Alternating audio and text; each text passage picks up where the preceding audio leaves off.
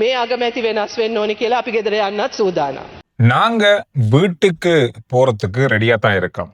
மக்கள் என்ன நினைக்கிறார்களோ, மக்கள் என்ன சொல்கிறார்களோ அதை செய்யறதுக்கு தான் இந்த அரசாங்கம் இருக்கு. ඒක මම අපි වග කියන්නේ මේ රටේ ජනතාවට අපේ හෘද சாட்சிයට. ඉතින් ඒ අනුව අපි වැඩ කරගෙන යන්නම්. இந்த எதிர்க்கட்சிகள் கொண்டு வர நம்பிக்கையில்லா பிரேரணை அல்லது எதிர்க்கட்சிகளுடைய ஜனாதிபதி கனவு இது எல்லாத்தையும் நாங்க கணக்கில் எடுக்க இல்லை. மக்கள் என்ன சொல்றாங்க, மக்கள் நாங்க வீட்டுக்கு போகணும் அப்படின்னு சொன்னா நாங்க வீட்டுக்கு போறதுக்கு ரெடியா இருக்கிறோம் அப்படின்றத கல்வி அமைச்சரும் பிரதமருமான ஹரணி அமரசூரிய அவர்கள் இன்று நல்ல பாராளுமன்றத்துல உரையாற்றும் போது குறிப்பிட்டிருந்தாங்க. මං ඒක එනකම් බලාගෙන ඉන්නේ.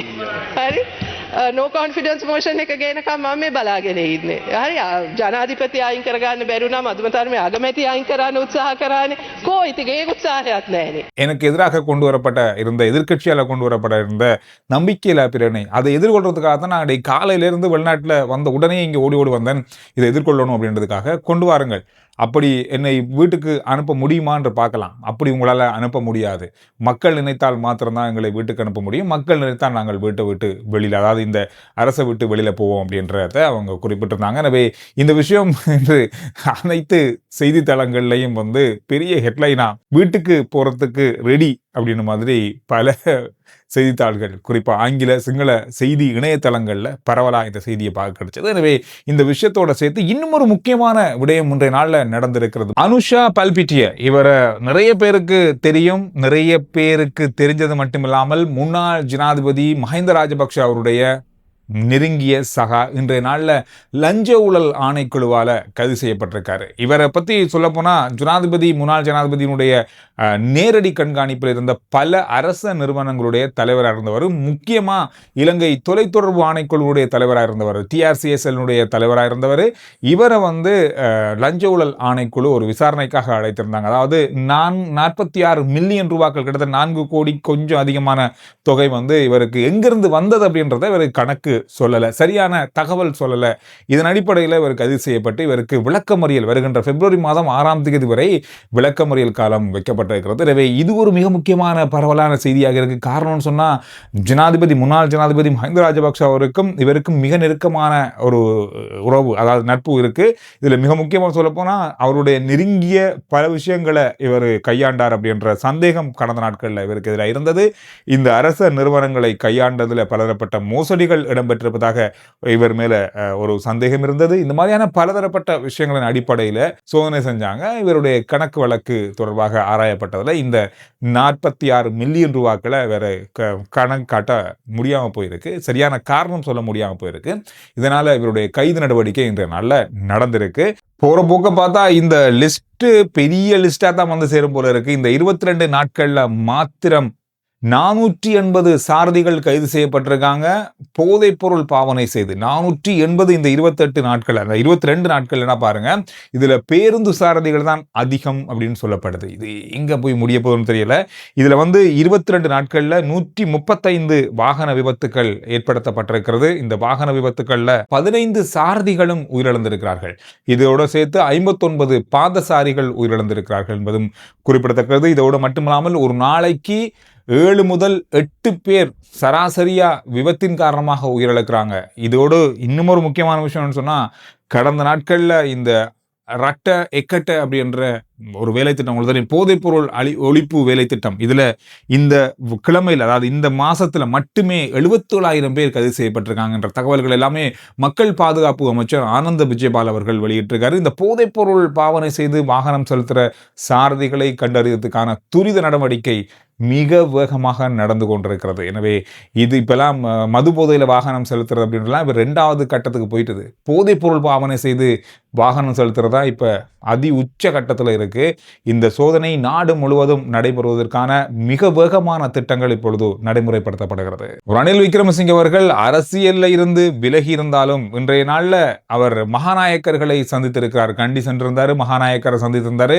மகாநாயக்கர்களுடைய சந்திப்பு ஆரம்பிக்கப்படும் வரைக்கும் தான் அங்கு ஊடகங்களுக்கோ அல்லது வீடியோ பண்ணுறதுக்கோ அனுமதி வழங்கப்பட்டிருந்தது. அங்கு அவர்களோடு மகாநாயக்கர்களோடு முன்னாள் ஜனாதிபதி ரணில் விக்ரமசிங்கே அவர்கள் என்ன பேசிக்கொண்டார் என்பது தொடர்பாக எந்த விதமான காணொளிகளோ அல்லது ஊடகவியலாளர்களோ அதுக்குள் அனுமதிக்கப்படவில்லை.